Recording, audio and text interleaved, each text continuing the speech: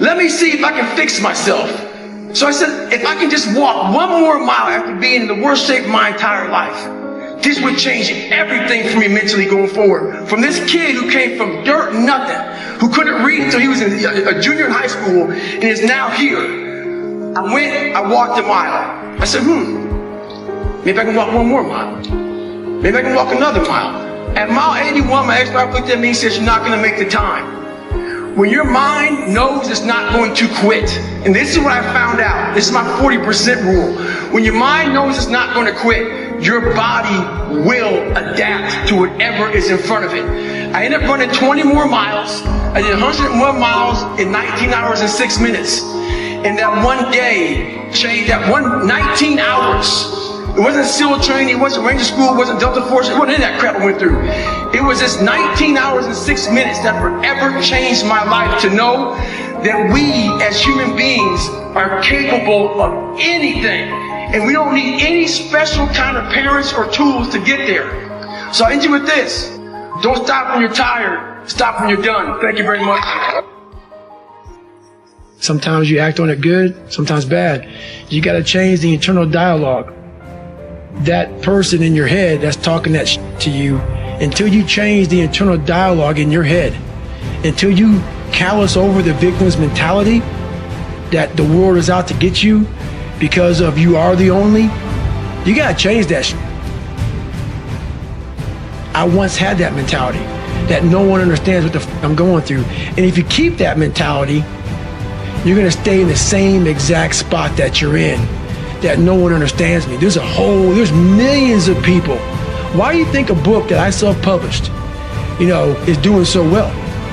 With a story that's so f***ed up. People I never forget, I went to a publishing house, who's gonna resonate with this story? No one's gonna buy this book. I'm like, are you not in the world? Are you not in society? You're never alone.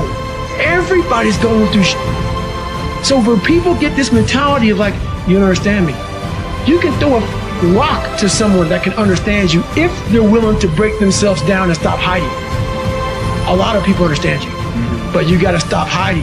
And that's why I tell people, a lot of people are going through they just hide better than you did. That's all they did. They're just hiding better.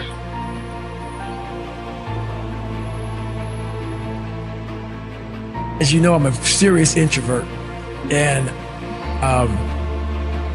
very afraid of people.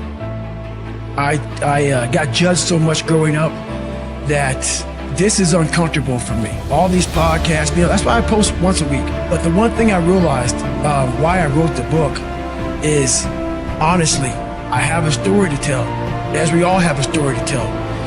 And what I realized on my journey was a lot of us don't believe that we can achieve the impossible.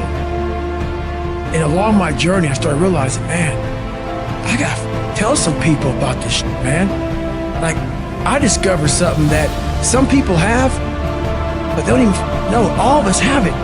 But along this way, I wasn't a theorist. I became a practitioner. And I was like, my God, I'm busting down so many barriers of, I have a learning disability. Okay, but I'm catching up with everybody. I figured that out. I figured out all these negative things in my life that were keeping me in this hole. I gotta tell people, man, that, hang on a second, man. You can achieve the absolute impossible.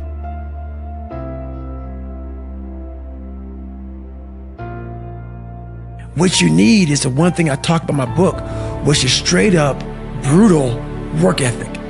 You have to be willing to outwork everybody in the world. And that's the hard part.